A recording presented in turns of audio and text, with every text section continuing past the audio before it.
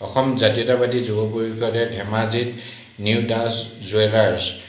যিদৰে গ্ৰাহকক তেওঁলোকে প্ৰবঞ্চনা কৰিছে তাৰ বিৰুদ্ধে অসম জাতীয়তাবাদী যুৱ পৰিষদে আজি আয়ুক্তক এখন স্মাৰকপত্ৰ প্ৰদান কৰিছোঁ আৰু উক্ত স্মাৰকপত্ৰত স্পষ্টভাৱে উল্লেখ কৰিছোঁ যে দাস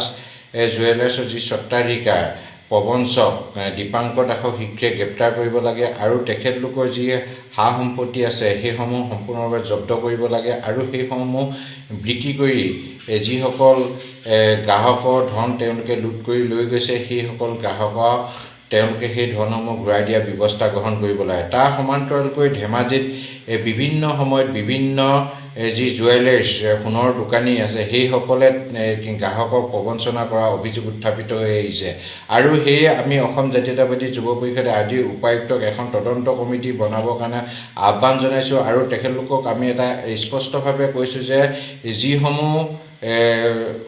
জুৱেলাৰ্ছ আছে সেই জুৱেলাৰ্ছসমূহে 100 টকা সোণৰ দাম লয়, কিন্তু তাৰ পৰিৱৰ্তে গ্ৰাহকক তেওঁলোকে 50 বা 60 টকা সোণহে দিয়ে, বাকী 40 বা 30 টকাটো তেওঁলোকে আত্মসাৎ কৰি আহিছে। আৰু এই তদন্ত প্ৰক্ৰিয়াত যদি সেই কথা সত্য প্ৰমাণিত হয়, যিসকল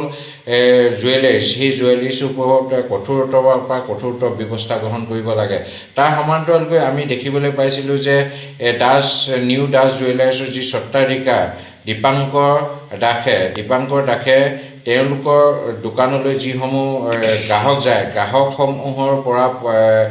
তেওঁলোকে এডভান্স যিটো আগধন হিচাপে লয় কোনোবা এটা সামগ্ৰী নিৰ্মাণ কৰা আৰু তাৰ সমান্তৰালকৈ তেখেতলোকৰ লগত গ্ৰাহকৰ লগত যিসকল ব্যক্তি যায় সেই ব্যক্তিসকলে পৰিধান কৰা আঙুঠি বা চেইনৰ প্ৰতি তেখেতে লক্ষ্য কৰি লয় আৰু তেখেতলোকক কয় যে আপোনাৰ চেইনডাল বা আপোনাৰ আঙুঠিটো ক্ষয় গৈছে, আপুনি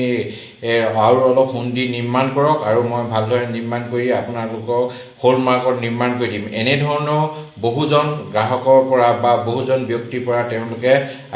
সোণ আত্মসাৎ কৰিছে। সেই সকলোবিলাক ধন সোণ মিলালে 1 কোটিতকৈ অধিক টকা